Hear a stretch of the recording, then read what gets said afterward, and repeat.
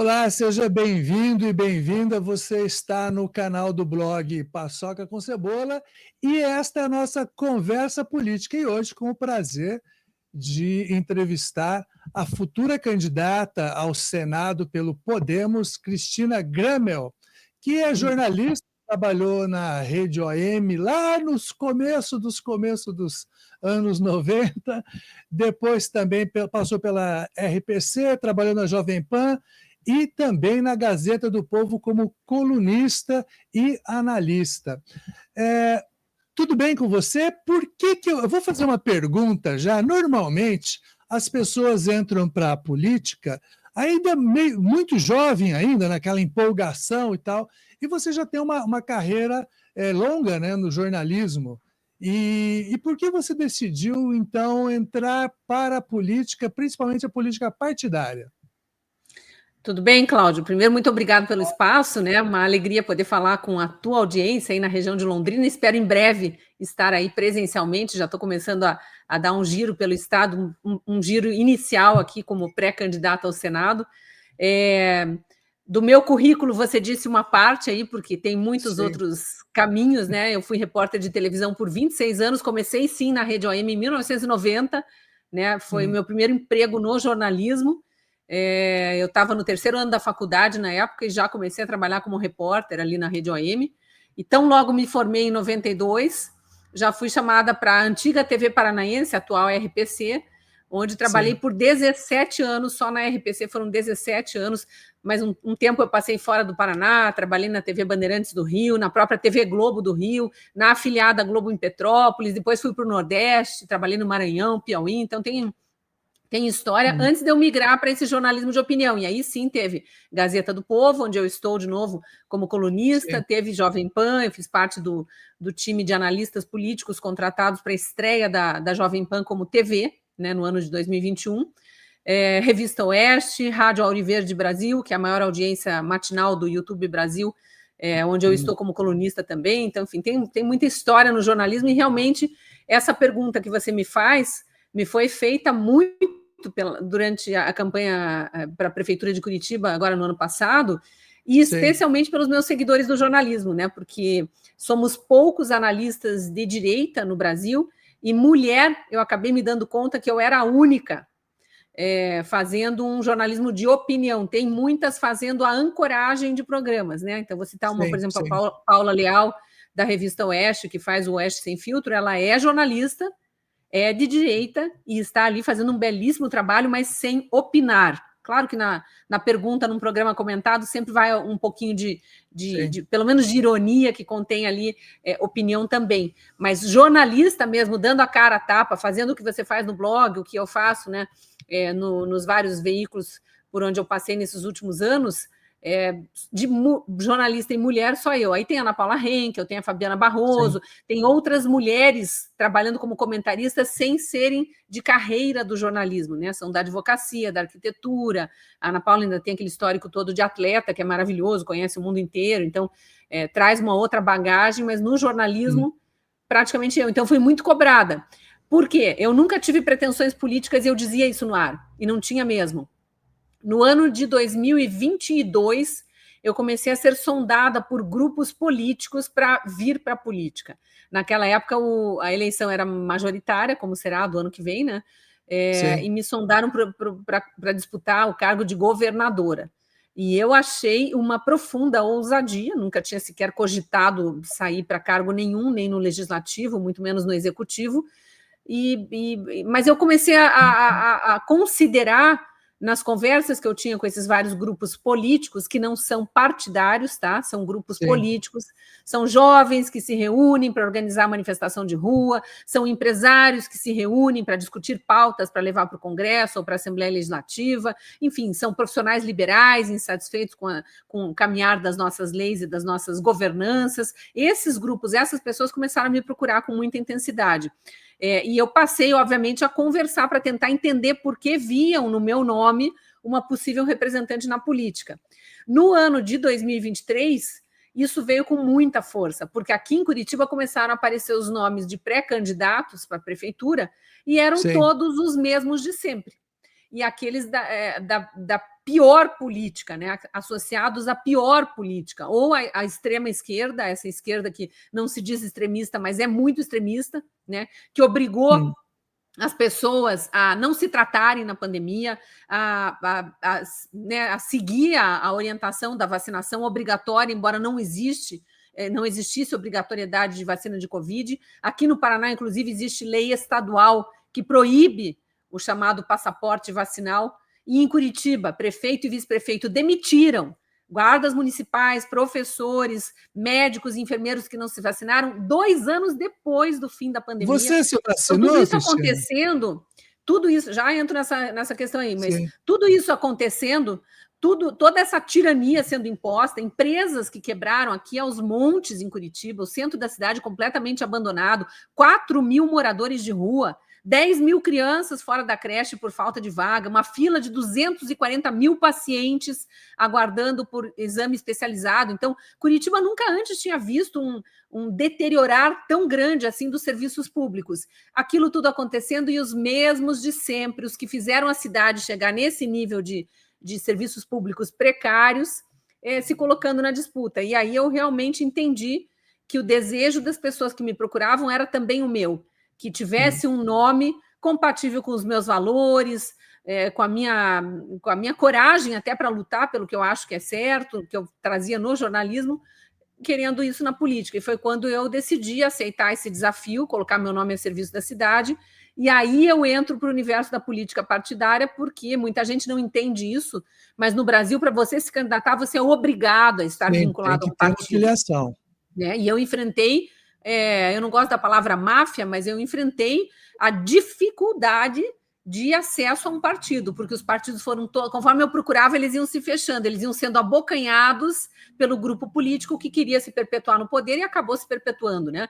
Então, houve um blocão dos grandes partidos, e ali tem partido de esquerda, partido de centro, partido que se dizia de direita, não existe partido de direita no Brasil, né? Mas PL e Novo foram para a coligação do PSD, que acabou elegendo o vice-prefeito, tornou-se prefeito. Então, eu consegui um partido pequeno, fui para a disputa com a cara e com a coragem, mas com um grupo de apoiadores voluntários que foi crescendo dia após dia e que me fez chegar na reta final sem 1 centavo de dinheiro público, disputando contra oficialmente declarados 16 milhões, chegar a um universo de votação praticamente igual no primeiro turno, né? Fui para o segundo turno e aí sim, o partido que você... O partido que você ingressou, o Partido da Mulher Brasileira, eu sempre achei curioso, porque o Partido da Mulher Brasileira só tem homem, né? Mas, enfim... Não, tem mulheres também, mas foi um partido criado com esse nome. Comanda, na verdade, os comandos, eu lembro que aqui na região de Londrina, o estadual... Não tem mulher na política, né, Cláudio? Não tem mulher que se dispõe a ser dirigente partidária. Então, a mulher que criou o Partido da Mulher Brasileira...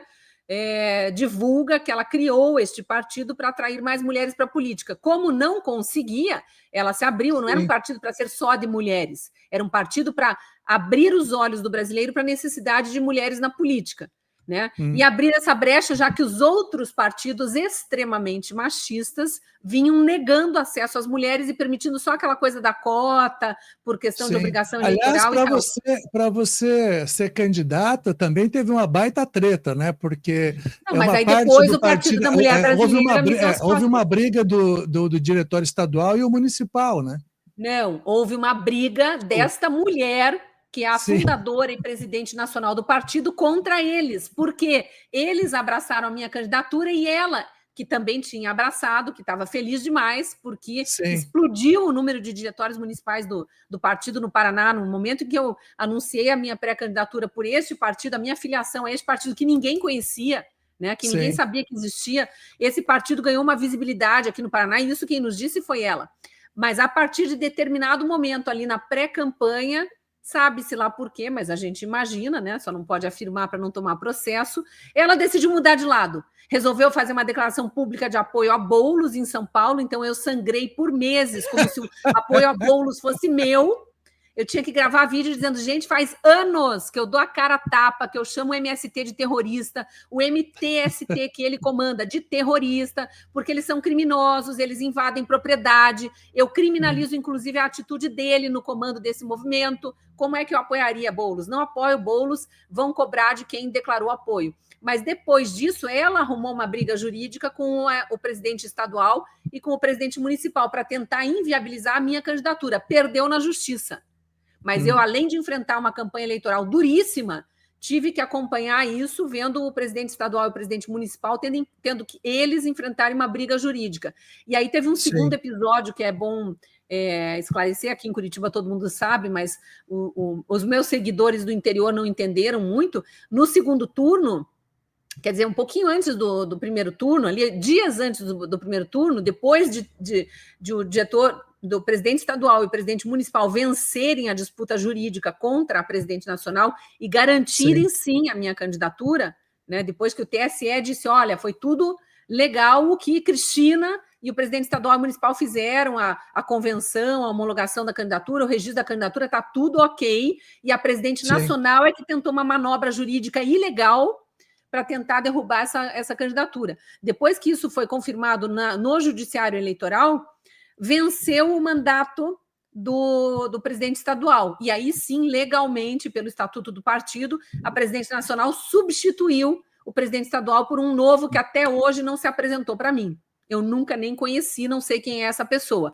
O fato é que quando eu chego ao segundo turno, sozinha, sem nenhum apoio, sem nenhum tostão do partido, pelo contrário, tendo que eu pedir Pix para ajudar na campanha dos candidatos a vereador do meu partido, depois de tudo isso, não recebi parabéns, nem da presidente nacional, nem desse novo presidente estadual, e ele deu uma declaração para a imprensa dizendo que ia se declarar neutro no segundo turno em Curitiba.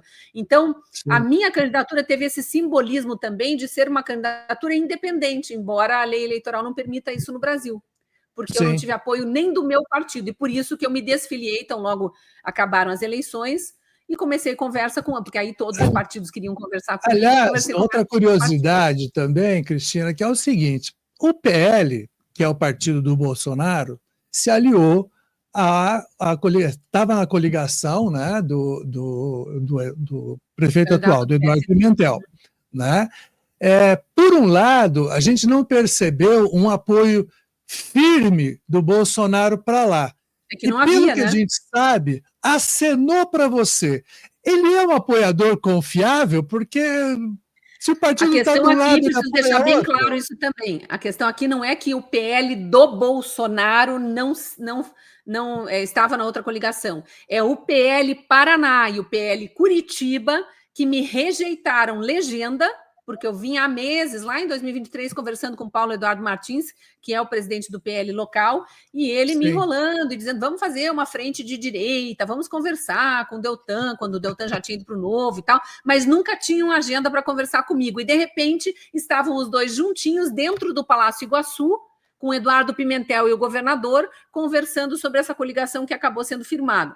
Então, eu não estou no PL, eu não sou do PL, eu não sei exatamente qual foi a decisão lá, mas o que eu sei, através do presidente Bolsonaro, que me chamou a Brasília para tentar entender por que eu não consegui legenda no PL Paraná, o que eu soube é que foi um acerto do PL regional, o PL Curitiba e o PL Paraná, com o governador e as forças políticas de Curitiba e do estado do Paraná, e o presidente do partido, Valdemar Costa Neto, porque Bolsonaro sempre diz, e fala isso em entrevistas também, falou para mim inúmeras vezes, infelizmente eu não presido o partido, infelizmente eu não mando no partido. E a gente sabe que o PL não é conservador, não é um partido de direita, é um partido que está ali tentando, né, se alinhar ao eleitorado de direita, mas a gente viu que dos eleitos em 2022 para o Congresso Nacional, tanto no Senado, mas especialmente na Câmara Federal, mais da metade está votando com o governo Lula. Então não tem conservadorismo nenhum ali, a maior parte é centrão fisiológico. Não estou dizendo que o presidente Bolsonaro seja, muito pelo contrário. Ele tenta a todo custo chamar e atrair para o partido, e aliás foi a primeira liderança que me ligou depois do segundo turno, não só para me dar os parabéns, mas para me chamar para ser a candidata do PL ao Senado. Esse era o desejo dele, e o PL Paraná e o PL Curitiba, de novo, me negaram legenda, porque já tinham outros outros planos, e aí o próprio presidente Bolsonaro me recomendou que eu continuasse as conversas com outros partidos e viesse candidato ao Senado, porque, palavras dele, o Brasil precisa de senadores conservadores. Cristina, eu lembro que quando o Podemos nasceu, eu estava conversando com uma das lideranças fundadoras do partido e eu perguntei: que gaita que vocês vão tocar? Vocês vão se posicionar de que forma? E aí a pessoa me disse o seguinte, que o Podemos era um partido em formação e ainda não tinha decidido e definido uma posição ideológica. Não sabiam ainda que bandeira eles iam carregar. Você entrou no Podemos. O Podemos já sabe que bandeira está carregando? No site deles, eles se definem como centro-direita. Está escrito lá. Agora, é uma hipocrisia ficarem me cobrando que o Podemos votou não sei como, não sei o quê. Não, peraí, gente, o PL votou com Lula inúmeras vezes. Né? O único partido que nesse aspecto ainda vejo como isento, que estaria um pouquinho mais alinhado à direita, é o Novo. Mas o Novo tem nojinho de Bolsonaro.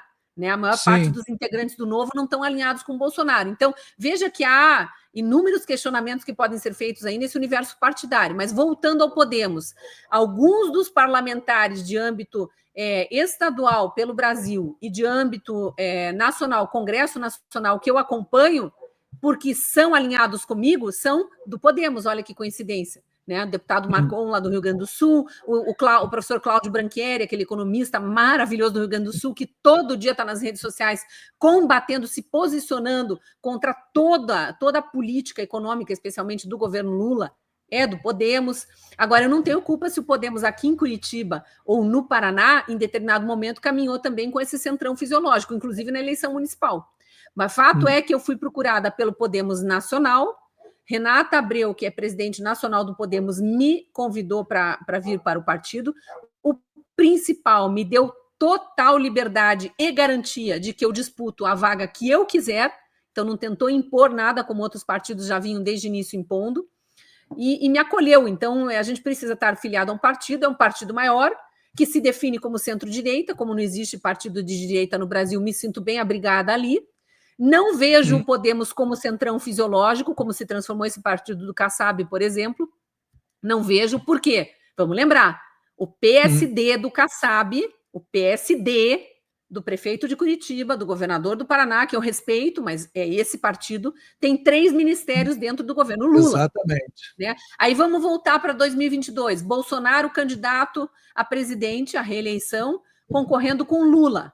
Qual era a coligação que tentava reeleger Bolsonaro presidente? A coligação, digamos assim, de direita. PL era o partido dele, continua sendo. Sim. Tinha 2 partidos que o apoiavam, Republicanos e Podemos.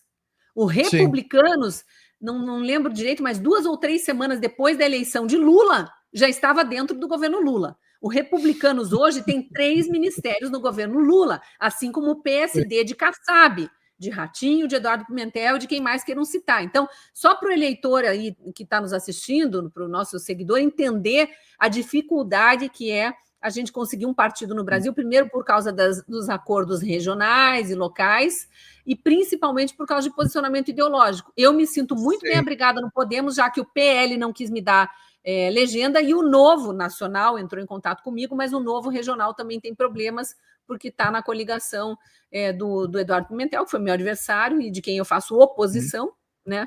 E aí não então, você já declarou que faz oposição ao Eduardo Pimentel, ao governo de Curitiba. No entanto, alguns vereadores que se elegeram pelo partido já disseram, não, a gente está na mesma canoa do cara. O problema deles. Isto é um problema deles, eu nem conheço esses vereadores, eu fui candidata, eu não tenho como declarar ser apoio ao Eduardo Pimentel. Gente, eu tentei conseguir a vaga de prefeita, disputando com ele para tentar tirar o grupo dele de lá por causa dos erros que eu, como curitibana, 5ª geração de curitibanos, aliás, né, e profunda conhecedora dessa cidade, fui repórter de televisão por 26 anos, 20 deles em Curitiba, conheço todos os bairros, todos os problemas, todos os grupos políticos, as soluções que foram implantadas, as que deram certo, as que não deram, os problemas que surgiram e por que surgiram, né? Eu tentei ser prefeita disputando com ele. Como é que eu vou fazer apoiar A pessoa que, para mim, foi a que ajudou, junto com o ex-prefeito Rafael Greca, a transformar Curitiba numa cidade de centro abandonado, 4 mil moradores de rua, os problemas que eu já citei aqui, e tantos outros que eu não citei aqui, mas eu mostrei na campanha. E uma cidade maquiada, né, que tenta se mostrar para o resto do país ainda como aquela Curitiba do Jaime Lerner, aquela Curitiba dos anos 80 e 90, que era realmente inovadora, que não deixava um problema se criar, né, que já atacava logo de frente. Curitiba hoje em dia tem PCC instalado aqui, tem 2 Cracolândias se formando, tem assalto a toda hora, né? Tem alguns lugares de Curitiba que viraram uma Avenida Paulista, você não pode andar com o celular na mão que é roubado. Então, como é que eu vou me aliar? Agora, se esses vereadores que você citou aí fizeram um acordo, estão dentro do governo Pimentel, é uma questão pessoal deles. Antes de eu entrar no partido, eu tive essa dúvida e perguntei para a Renata Abreu como que vai ser resolvida a questão local, sendo que o Podemos foi um dos partidos que não me deu legenda. Eu tinha tido, né, o meu articulador político tinha tido conversas preliminares lá com o Podemos regional e na época não me deram legenda, e foi o primeiro partido a se coligar com o PSD na época. Então, como que vai ser resolvido isso? E ela disse, olha, eu vou me informar e saber o que está acontecendo, por que não deram legenda na época para alguém alinhado com o Podemos, né? Ela já via o meu alinhamento com as ideologias do partido atualmente. E aí a resposta que eu tive depois é, o Podemos local não tem nenhum acordo com a prefeitura atual. Se tem gente com cargo, se tem gente do Podemos com cargo lá dentro, são acertos pessoais e cobrem dessas pessoas e exijam dessas pessoas a explicação para o que queiram. A Cristina não tem nada a ver com isso, né? Sim. Nessa eleição, você pretende mesmo estar definida a ser candidata ao Senado, certo? A presidente nacional do Podemos me lançou pré-candidata ao Senado no dia em que nós fizemos a filiação, o ato de filiação lá em Brasília. Ainda vai ter um ato de filiação aqui em Curitiba, e isso vai ser oficializado e reafirmado aqui perante o curitibano e o paranaense em geral, e aí a gente vai começar, assim, a percorrer regiões do estado aí, já fazendo um trabalho de pré-campanha e levando propostas e tentando entender também as necessidades de cada região, como pré-candidata ao Senado. Mas ela deixou livre, se eu quiser partir para outra vaga, né, enfim, ela me deixou livre para eu decidir o que eu quiser disputar. Sim. Possivelmente, são 2 vagas, talvez até o Álvaro Dias saia também candidato ao Senado, vocês 2. Com relação ainda ao Bolsonaro, tá? O deputado federal Felipe Barros, que foi um dos mais votados na última eleição para deputado federal, ele se diz o número 1 de Bolsonaro no Paraná e também pretende se candidatar ao Senado.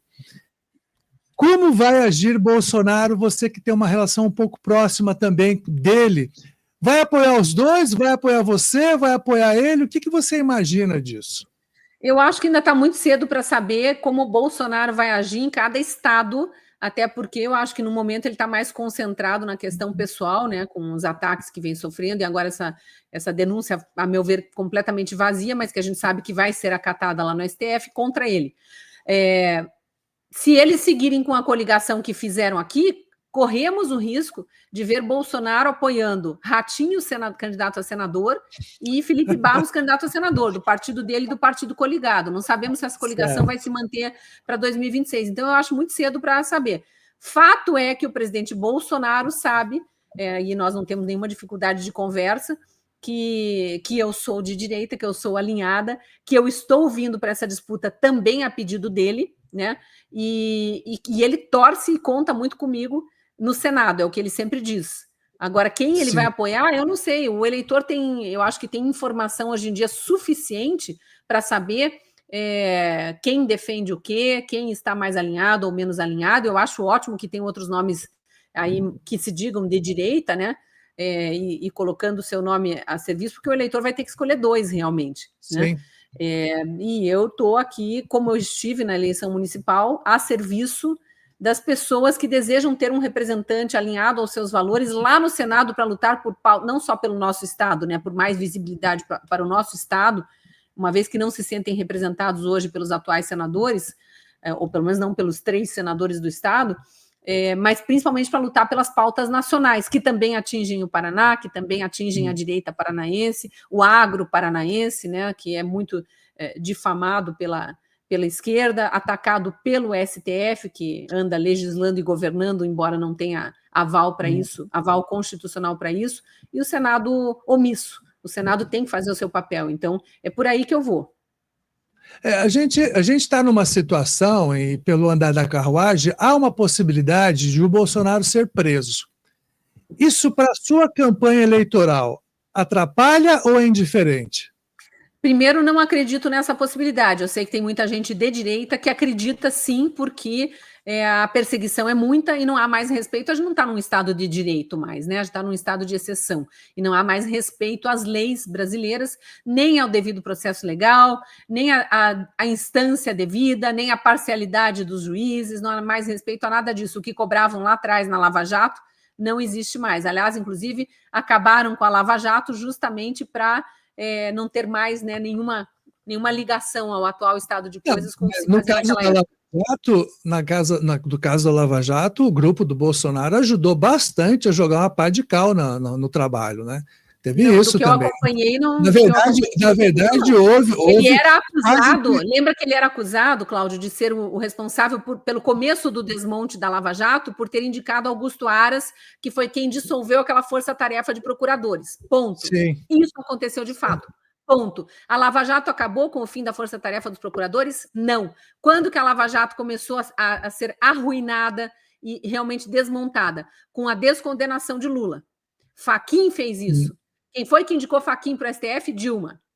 A gente precisa colocar tudo em perspectiva, né? Sim. O que aconteceu depois que Lula foi descondenado e teve seus direitos políticos devolvidos? A juíza, ele nunca foi inocentado, né? Tem entrevista de Marco Aurélio Mello, que participou daquele julgamento, foi voz divergente, mas participou daquele julgamento, dizendo: não queiram mudar a história, Lula nunca foi inocentado. Ele foi descondenado, não foi a palavra que ele usou, mas era um termo parecido, ele foi beneficiado. Os processos voltaram para estaca zero para ser julgados novamente. Eles arquivaram a investigação e depois a juíza que foi reabrir a investigação lá em Brasília contou os prazos e disse: não há motivo para a gente mobilizar toda uma força do Ministério Público, da Polícia Federal, começar a coleta de provas toda de novo, né, diligências, ouvir testemunhas, fazer os acordos de delação, tudo de novo, que Lula vai estar com uma idade já dentro dos prazos legais que não permite mais a prisão. Então, não vou mobilizar e não vou reabrir os processos. Foi isso que aconteceu. E quando isso aconteceu, daí eles julgaram Sérgio Moro, um juiz parcial, foi um julgamento posterior, não foi Bolsonaro que promoveu isso, o executivo não tinha qualquer ingerência sobre o judiciário, hoje tem. Hoje Lula manda, os juízes do STF fazem uma reuniãozinha todos juntos com ele e eles decidem as coisas. Na época não tinha. Decidiram por conta própria, então é o judiciário, é o próprio judiciário, aparelhado por Lula e Dilma, o STF especificamente, aparelhado por Lula e Dilma, que faz o desmonte da Lava Jato, passo a passo. E aí eles foram, depois, por causa da dita parcialidade do juiz, do então juiz Sérgio Moro, eles começam a descondenar vários outros, mas olha, eu conversei com vários juristas, mas eu conversei com vários juristas e a maioria deles alega o seguinte, que Lula hoje deixou a prisão e teve a possibilidade de concorrer muito mais pelas pataquadas do Sérgio Moro, que atropelou diversos processos jurídicos, do que exatamente por ele ser culpado ou não. Eu conversei com inúmeros juristas que não veem sequer parcialidade de Moro nos julgamentos dos casos do Triplex do Guarujá e do sítio de Atibaia, que foram os que ele proferiu sentença. Então, assim, o meio jurídico é dividido, provavelmente esses juristas que você ouviu estão mais pró-Lula do que pró-Lava Jato, é verdade. Não confia mais em ninguém, é isso. A gente tem que dizer com todas as letras, mas o que eu quero deixar claro aqui é minha opinião, tá? Analisando e assim com a experiência de quem ouviu inúmeras pessoas envolvidas com as investigações ao longo desses anos todos, desde a época que eu estava na reportagem de TV ainda e fazia um jornalismo completamente imparcial, sem um único adjetivo nas frases que eu escrevia. Não tinha essa de extremista, de direita, negacionista e blá, blá, blá que eles fazem hoje. Não tinha essa palhaçada. Eu, graças a Deus, consegui ver que o jornalismo estava se deteriorando e sair daquele dito jornalismo antes dele degringolar de vez. E vim para o jornalismo de opinião para aí sim me posicionar. Mas de todas as entrevistas que eu fiz ao longo... Sou jornalista há 35 anos. A Lava Jato eu acompanhei, foi aqui em Curitiba, né? Acompanhei do início ao fim, mesmo sem estar na cobertura direta, mas acompanhei, e depois que eu saí da TV em 2016, fazendo sim um jornalismo independente, e aí acompanhando de fato, ouvindo todas as delações, lendo os processos, opinando, entrevistando pessoas, não vi parcialidade de Sérgio Moro ali, mas eu não sou jurista. Agora, dos juristas que eu ouvi, eu vejo que há uma divergência grande ali. Tem quem concorde, que houve parcialidade, quem não concorde. O fato é que a Lava Jato foi desmontada não por Bolsonaro, mas pelo STF, aparelhado por Lula e Dilma, porque foi antes da indicação de Nunes Marques e André Mendonça que a Lava Jato começou a ser desmontada, então foi realmente pelo tribunal aparelhado por Lula e Dilma, e Temer, que se elegeu junto com Dilma, não tem como dizer que foi a direita que colocou Temer, Alexandre de Moraes lá, né? E foi esse STF que desmontou a Lava Jato, que está devolvendo dinheiro, que está inocentando Palocci, o Sérgio Cabral, 400 anos de condenação, aí virou influenciador digital, está fora da prisão há muitos anos. Toda essa palhaçada não tem nada a ver com Bolsonaro. Então, eu sempre defendi nesse sentido que Bolsonaro não tem. Ele indicou Augusto Aras, que realmente desfez a força-tarefa da Lava Jato lá, e tem um monte de questionamentos do porquê ele fez isso. Alguns eu até acho justificáveis, inclusive o gasto muito grande que tinha essa força-tarefa da Lava Jato em Curitiba, em São Paulo, no Rio de Janeiro e em Brasília. Então ele achou que era um outro momento da Lava Jato, não precisava mais daquela força-tarefa, opinião dele, né? Mas aí dizer que Bolsonaro desmontou a Lava Jato, não. Eu não aceito essa argumentação, não. Voltando um pouquinho para a campanha futura aqui de 2026, né? É importante o Podemos ter um candidato ao governo, ou você acha que é indiferente? Olha, o governo do Paraná está, no momento, sem nomes fortes. Tem o ex-juiz Sérgio Moro, né, atual senador, que já Alexandre Cury, presidente da Assembleia. Não, mas esses não estão, né? O que já se declarou pré-candidato é Sérgio Moro, é o único. Por que a gente não pode considerar Alexandre Cury candidato? Porque dentro do PSD eles têm que resolver a briga interna primeiro, tem 4 pré-candidatos. Também tem isso. Tem o prefeito de Curitiba, Rafael Greca, e tem 2 secretários do Ratinho querendo ser governador. Sim. E aí, dá para a gente dizer, tem todos esses candidatos? Eu acho que não. Mas tem nomes aí que surgem nas pesquisas, né? Eu gostaria, como eleitora, de ter mais opções de nomes para a gente poder escolher alguém mais alinhado conosco. E veja, o próprio Sérgio Moro, hoje em dia, ele não é classificado nem de direita, muito menos de esquerda, né? Então, ele é um nome que vai ter que trabalhar junto ao eleitorado. E eu não tenho dúvidas de que, não havendo outro candidato de direita, o eleitor de direita provavelmente acabe abraçando essa candidatura. Né? Mas assim como para o Senado, eu sou favorável a ter muitos nomes para a gente poder ter escolha. Aqui em Curitiba, para a prefeitura, eram 10 candidatos. Sim. Porque eu era a única que me posicionava à direita. Aí tinha 2 ou 3 que tinham nojinho ali, eu sou de centro, falava de centro. Nojinho é ótimo. Impostavam a voz para dizer eu sou de centro, né? Para deixar o eleitor mais confuso ainda. Né? Tipo, para que lado você vai? Você vai para o lado Lula, você vai para o lado Bolsonaro? Né? Sim. E o próprio prefeito de Curitiba, atual prefeito, que passou o primeiro turno dizendo que não só era de direita, como era alinhado ao Bolsonaro, e no segundo turno escondeu o Bolsonaro e ficou bajulando a esquerda porque precisava dos votos da esquerda e conseguiu, né? Acabou se elegendo com os votos da esquerda.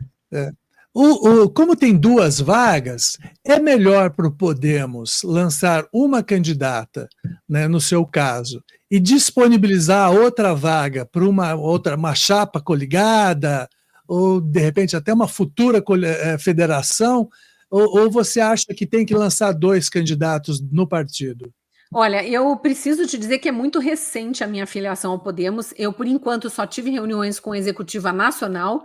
A deputada Renata Bel pediu para deixarmos para março a filiação aqui. Ela me convidou a ir a Brasília e insistiu que eu fosse a Brasília para fazermos logo o lançamento da filiação e da pré-candidatura lá, mas pediu porque teve toda aquela história de começar a legislatura elegendo um novo presidente da Câmara, um novo presidente do Senado, toda aquela polêmica em cima dos nomes que surgiram ali, e depois já votações importantes, tudo que está acontecendo na política nacional. Então ela pediu que deixasse para depois do Carnaval, mas especialmente porque o senador Álvaro Dias, que foi quem me colocou, né, quem primeiro me procurou e me colocou em contato com a Renata para que houvesse essa conversa inicial, estava de férias e pedindo esse momento para ficar com a família, tanto que eu mesma tive poucas reuniões com o senador, respeitando esse pedido dele, que a gente só voltasse a conversar sobre política e sobre 2026 depois do feriado do Carnaval. Então essa conversa já está sendo agendada, a minha filiação, o anúncio, né, da minha filiação aqui em Curitiba e do pré-lançamento da candidatura também está sendo agendado para início de março, e aí a gente vai ver quais são as possibilidades e se vai fazer coligação ou não. Acho que isso vai ser muito para frente ainda, sabe? Tem muita água para rolar por baixo dessa ponte ainda. Para encerrar, Cristina, tirando os partidos óbvios de esquerda, que vocês obviamente não vão se aliar, que partidos você ia ter nojinho para subir no palanque, mesmo dizendo que são de centro-direita e de centro? Eu não uso essa palavra do nojinho, porque eu sempre assumo minhas posições muito claramente, total transparência, até porque quem vem do jornalismo, se não for assim, não tem credibilidade nem com as notícias que passa, que dirá querendo migrar para a política, como é o meu caso, né? E política, a gente tem que ser pragmático e conversar com todo mundo, né? Mas, obviamente, que eu jamais subiria num palanque de alguém que defende aborto, porque eu defendo a vida, de alguém que defende ataques à família, porque eu defendo o respeito à família, alguém que defende censura, porque eu defendo liberdade de expressão, liberdade de imprensa, liberdade de manifestação. Jamais subiria no palanque de alguém que defende um Estado inchado, padrão PT, porque eu defendo um Estado menor, né? Eu defendo a livre iniciativa, o empreendedorismo, as privatizações. Eu sou bastante liberal na economia, sou casada com economista, então isso faz parte das minhas conversas diárias também em casa, né? Então, nesses palanques não tem como eu subir, porque como é que eu vou estar aplaudindo alguém que está dizendo algo com que eu não concordo? Não só isso, né? Algo que eu combato. Agora, em outros palanques, eu acho que uma régua vai ser, por exemplo, estar dentro do governo Lula ou não, porque eu sou, obviamente, oposição a Lula e ao PT. Vai sobrar pouca coisa, hein? Vai sobrar pouca coisa, mas em Curitiba eu já tive... Por que eu fiz uma campanha sozinha? E por que eu tive quase 400 mil votos sem ter sobrenome político, sem nunca ter me envolvido em política, sem ter padrinho político, sem ter partido me apoiando, nem mesmo o meu? Por que eu consegui tanta gente vindo para mim com um discurso coerente, né, com tudo que eu sempre preguei, com tudo que eu sempre defendi, com muita responsabilidade, muito respeito a quem pensa diferente, que eu sempre fui, apesar de ser atacada de todo jeito e chamada de extremista sem me explicarem por que eu era extremista, porque se é extremo a gente defender a vida, então sou extremista. Se é extremo a gente ser coerente com os nossos valores, então sou extremista, né? Eu não acho que isso é extremismo. Eu acho que extremismo é você chamar de golpista quem se manifestou no 8 de janeiro, e não chamar de golpista quem incendeia estátua, invade ministério, bota fogo ou joga carro dentro do Congresso Nacional para tumultuar votações, como a esquerda sempre fez, né? Para mim, isso é golpe. Isso é tentativa de golpe. E para mim, isso é extremismo. Então, eu acho que na coerência das minhas pautas aqui, não vou ter dificuldade de me alinhar a quem prega o mesmo que eu prego e defende o mesmo que eu defendo. E tem muita gente, viu, Cláudio?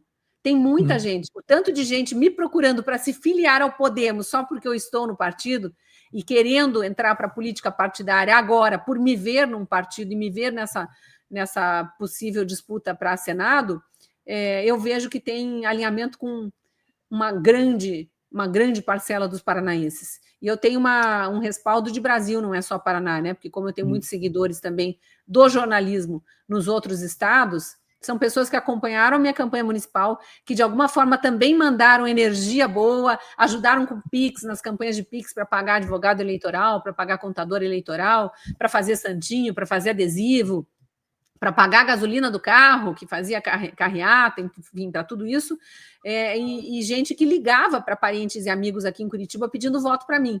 Então, não tenho dúvida que eu vou ter esse alinhamento todo comigo também para a próxima campanha. Perfeito, Cristina, muito obrigado pela entrevista, boa sorte no Podemos. Obrigada. E que você conduza essa régua aí, que vai ser difícil. Mas eu acho que se eu descambar para incoerência, aí sim não vou ter eleitor. porque o eleitor está querendo mudança justamente porque ele quer coerência na política, o que não significa intransigência. Óbvio, me perguntavam muito na campanha aqui, mas se você é eleita prefeita, vai conversar com o presidente da República como? Porque os prefeitos precisam ir a Brasília e conversar. Eu dizia, eu vou conversar como prefeita. Eu não vou mais ser a jornalista criticando, eu vou ser a prefeita eleita e que estará lá representando uma cidade de 2 milhões de habitantes. E da mesma forma, Senado, estarei representando os paranaenses e o Paraná. Mas não significa que eu preciso sair batendo palma para abortista porque eu quero o voto de quem é abortista. Não. Esses aí escolhem alguém que seja mais alinhado com eles e não tem problema nenhum. Eu respeito as opiniões divergentes porque eu sou pró-liberdade de expressão. Cristina, muito obrigado. Até a próxima e boa sorte aí no partido. Obrigada. Estou disponível. Quando quiser, me chama de novo que eu venho. Tá ótimo. Tchau.